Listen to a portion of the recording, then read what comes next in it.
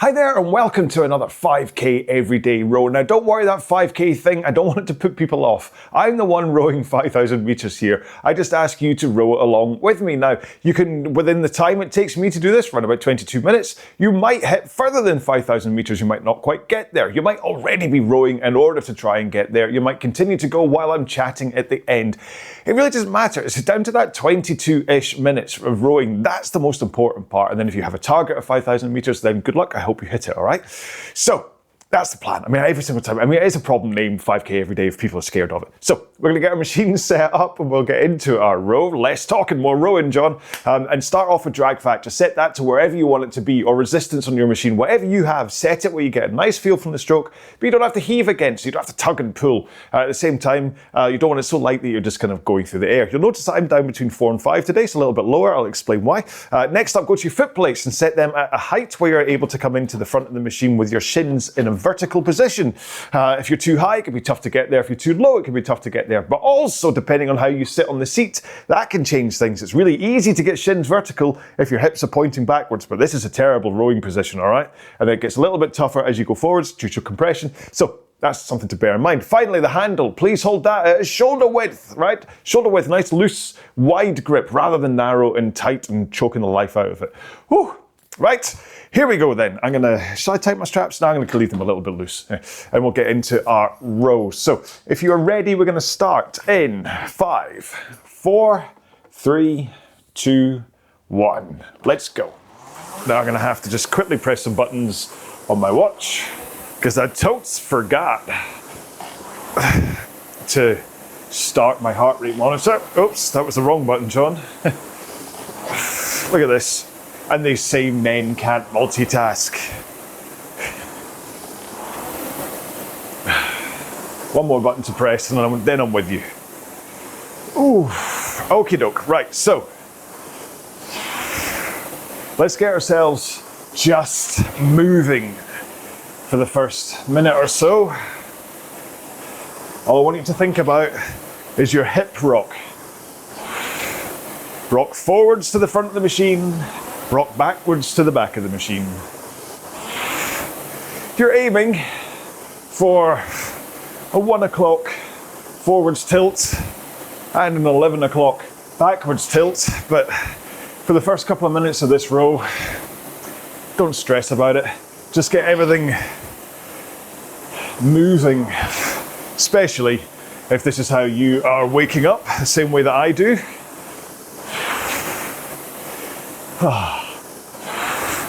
You'll notice we have ErgData running in the background today. Just on the metrics screen, no real-time loop or anything. Just data. Because, hey, surely you're more interested in watching me move back and forwards than whatever's in the background. No? Okay, I'll bring back maybe Xer tomorrow.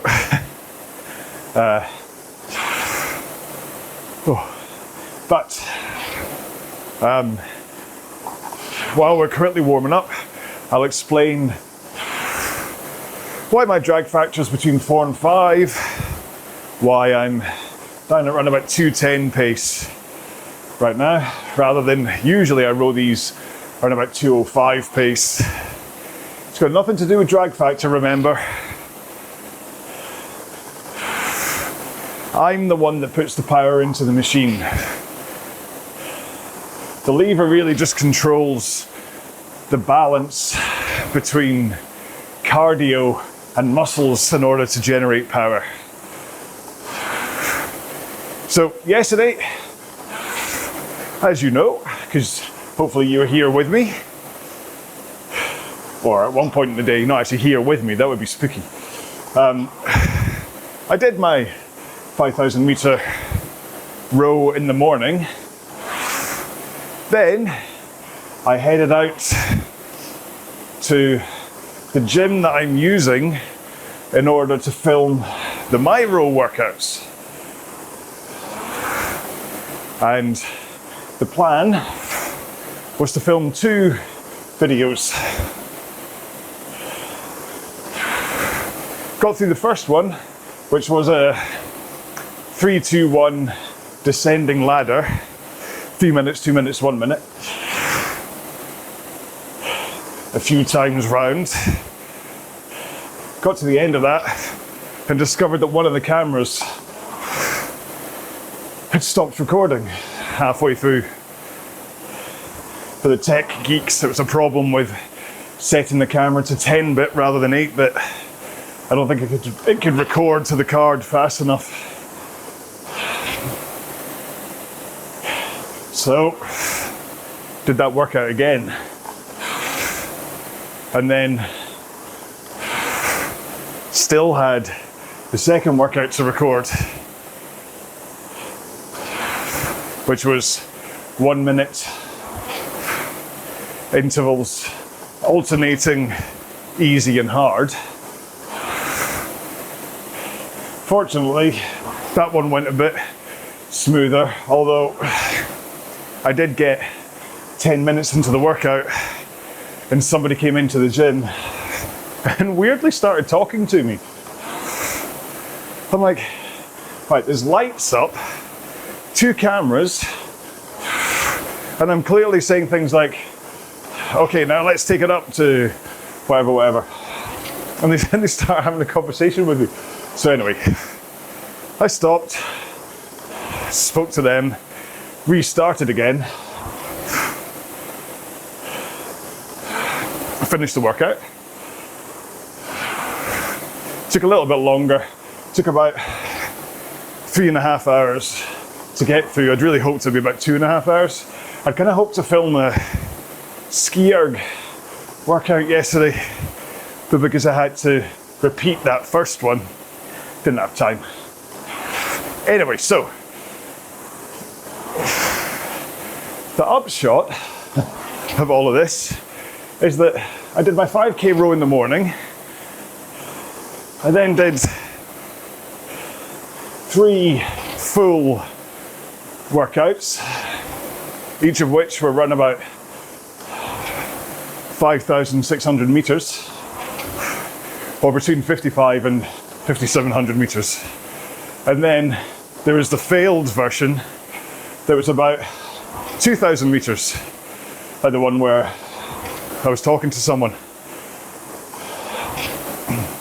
So all in all, yesterday I did round about 22,000 meters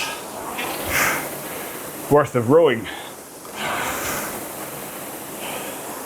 And about, I'll say about an hour and a half. So to say that I'm a wee bit tired today, it's kind of an understatement. Well, not tired, I'm just not as strong. So that's why I'm down at 210 pace and a lower drag factor, is so that I can easily just breeze through this 5k using it as like a recovery row after yesterday, because I'm back in the studio filming 2 more workouts today.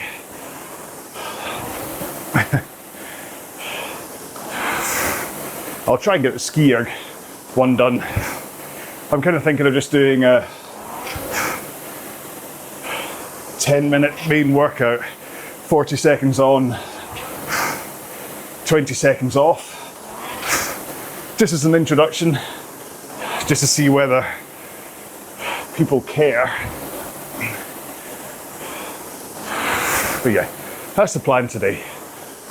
And then I will spend tomorrow and Friday editing them all together, hoping that these pass the Myro quality assurance. Because the problem about doing these on my own is that I don't have anyone directing me, clearly. So I kind of have to make sure that the shots are set up perfectly, And it's quite hard in the gym with stuff lying around everywhere that they're exposed, right, all that kind of stuff. Even missing the fact that that camera turned off. Didn't spot that because I was too busy rowing. Anyway, so dropping the drag factor just makes this feel a little bit lighter. And I know I'm rowing slower, but that's the point.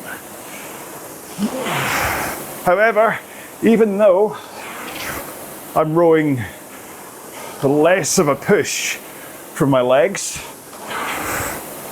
I'm still trying to keep the right technique here. I do feel I'm missing the catch from time to time, so I do wonder if I'm over compressing a little bit. Now that I'm thinking about it, I'm hitting the catch better. So that's why I always say about setting the foot plates to get you to shins vertical, because that is your kind of end stop. As you come forwards, slide until shins are vertical and no more. I know there's people out there who are like, go past, get as much compression as you can and push off your toes. But trust me, they are the exception to the rule. Kind of like the people who finish with the handle up in their throat. They are the exception that gives proof to the rule. In fact, the guy that I always bring up here is Sam Blythe from Fitness Matters. You watch him and you're like, that's a really wonky looking stroke. He finishes high with the handle, and it's kind of at an angle as well. However, the guy is built like a tank. Muscles upon muscles. So his body can take the force of finishing high and that kind of extra lean back. And can't remember what his time was at this year's British Rowing Champs. I think it was 6:08 for the 2K. And he is also one of the, I think the only guy, I might be wrong there, under 6 foot to row a sub 6 2K. That was a good, I don't know, 10 years ago. But he still managed it with that technique. But mere mortals like me, if I tried to finish with a handle up on my throat, I might go faster for one row, but not only will I get tired out quicker because I don't have the muscles to deal with that, but I'm also inviting injury, again, because I don't have the muscles, the core, to be able to brace at the back of the stroke. So this isn't in any way to talk smack about Sam. He's absolutely inspiring and a great coach as well. So just figure I might as well, as I'm talking about him, give him a little bit of a sales tip. So that all started as a way to try and get me into talking technique. I got a bit distracted again. So remember, back at the stroke is where we think about technique. As the handle touches your chest, let it instantly come away from your body again. As the handle comes away, sit up onto your sit bones. Up. And then as the handle continues, tilt forwards. So that as your arms hit straight and your head ends up over your knees, you've got mass coming towards the front of the machine, and all you have to do is bend your knees to roll to shins vertical. Then, holding those arms straight and your forwards tilt, push the machine away with your feet. Don't think about pulling on the handle. So, just getting to this part of the technique chat, my pace has increased to 207 because I'm now thinking about pushing the machine away rather than pulling, and I'm kind of concentrating on that power acceleration into the machine. So you're not pulling the handle, you're not pushing yourself to the back of the machine, you're pushing the machine away from you. And then keep your arms straight and a forwards tilt until you're about halfway through that leg drive. And then you start to swing your back to add in power. And then you pull in your arms. So take a look at your elbows as you start your stroke. They should be completely straight or not bent anyway. As you push, your elbows should only bend at the back of the stroke. Here. Here. Okay? And then finish with the handle at sternum height. And you're really looking for flat wrists. Elbows slightly out to the sides in order to promote those flat wrists. If you come straight through with your elbows, they end up going down and you get bunny hands. If you go slightly out, it'll help those wrists stay straight. Another reason to have a wide grip on the handle. And then squeeze your shoulder blades together and let the handle release, and we do it all over again. Woo!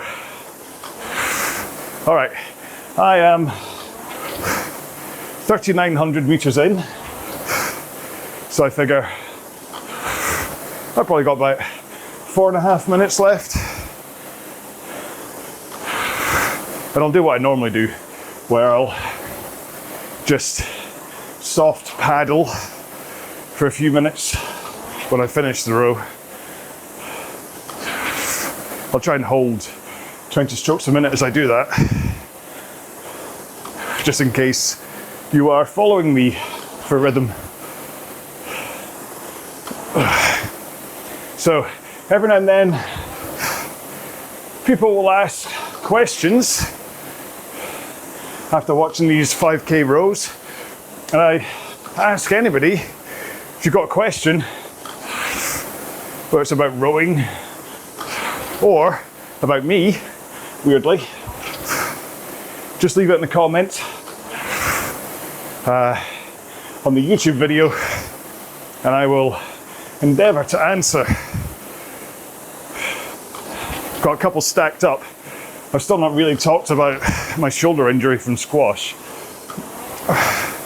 And Paul had asked for me to talk about my history. Don't think he's heard my long rants about that before, but somebody asked, yesterday I mentioned tinnitus, and somebody asked about what it is for me. And so I know it's after years of playing the drums, and I'd have a pair of headphones jammed in my ears at full volume so I could hear the music over the drums. Imagine how loud they'd be. So there was that. Then there was just going to band practice without earplugs, going to concerts without earplugs, and then even when I got to like 19, 20, and I stopped playing the drums, and then started to learn how to be a DJ. So again, I'm listening to music, full volume in headphones, and a speaker right next to me, so I could monitor the music while trying to beat match. And then I was spending a couple of summers mowing lawns for a gardener friend, and every day I would start, I'd jam in those headphones from my personal stereo, and then about 8 hours later take them back out again. So I've really done a ringer, if you excuse the pun, on my ears, and that's not even accounting for concerts and nightclubs and stuff. So I now have permanent ringing in my ears. If I concentrate on it, I can hear it over the noise of the machine here. But it definitely is really noticeable when I try and go to sleep at night. So that's why I use the Sleep Machine app to play brown and violet noise through my face mask that has little speakers in it. It's the Manta mask, in case you're interested. Quite expensive, but very comfortable. Wouldn't say it was much better than the cheap one that I got from Amazon though, so save your money. Right, I'm done with 5K, so I'm going to continue just soft paddling. And that really is all I do to treat the tinnitus. There's nothing else, really. I mean, there's drops you can put in your ear. I think that's snake oil. I don't think it does a thing. Possibly if you have inflammation, maybe it's caused by earwax, maybe drops work.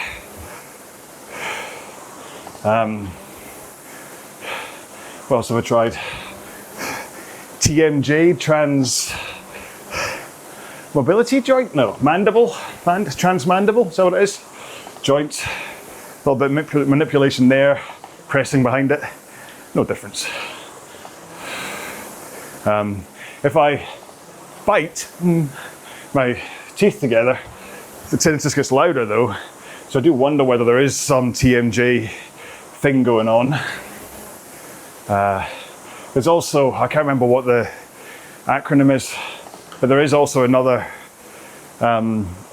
cause that the solution is basically they cut a tiny little bit off, a tiny sliver of bone off your jaw and insert that into your inner ear. I don't know if it's to replace your eardrum, but I'll try and find out what that is if anyone's interested. Yeah, and that's it really. It's about managing what I have. Now, I was, for a while, a member of a Facebook group. I've dropped down to 18 strokes a minute, sorry folks. A Facebook group to do with tinnitus support. And honestly, I had to leave because there was so much kind of negative response to it, which is fair enough, everyone has their own response, but I've kind of learned to look at it as it's just my companion. That ringing in my ears is just, it's a sign that I'm alive. I wouldn't say I've made friends with it, but it ain't going away, so there's no point getting angry about it. It's my own fault. I did it to myself. And luckily, it did kind of sneak up on me over time. I remember being kind of 18 or something and noticing that I had a ringing in my, like a light ringing, and going, oh, is that just the sound of being alive? Now I know it's the sound of damaging your ears. But it's just snuck up. I know I should stop listening to music in headphones. I know I should stop playing the drums. That's the big one. But I'm just a big stupid male. So I'm just continuing through. So if anybody else out there does have tinnitus, the only advice I could offer is just round about your mental state with it. Especially if it's a permanent thing that you know it's not going anywhere. If you do start to get very kind of down about it, it's really hard to get back up. It's much better to just kind of, like I say, kind of make friends with it and just accept it's there. And then when it comes to sleep, maybe just get a white noise generator. Whew. Right, anyway, sorry, I kind of went on a wee bit talking about that, but I'm hoping that answers that. Not the most joke-filled part of my RowAlongs, but hey, you never know. I do wonder, do people sometimes just sit over their lunch, stick on John's RowAlong, see what he's saying today, rather than rowing along with me? I don't mind. As long as I get the viewing number. If you work in an internet cafe, load up different rows of mine on every single machine and let them play. No, don't do that. YouTube wouldn't like that. Right, 26 minutes done. Oh, actually, I'm gonna keep on going, sorry. I'll keep going until 6K, and then I will say goodbye. Yeah, YouTube really doesn't like if you do the whole bot thing, like all these computer farms out in India somewhere that they all just log on at once and suddenly you can buy 1,000 views or 1,000 subscribers or whatever. I know there's guys out there that are doing that. You can see it in their metrics. It's like a constant, simple spike, like 500 every Monday. You're like, all right, I get what's going on. I've never done that though. Oh, I did, at one point I did fall for, hang on, as we hit 6K. Whee! Every now and then I get an email from somebody saying, I've been analyzing your YouTube page and I think you have some SEO, search engine optimization problems. I can do a thorough audit and fix it for you. And one time I fell for it and let a guy do it. I paid him $10, let him look at one of the videos and do it. And suddenly I had 1,000 extra views on that one video.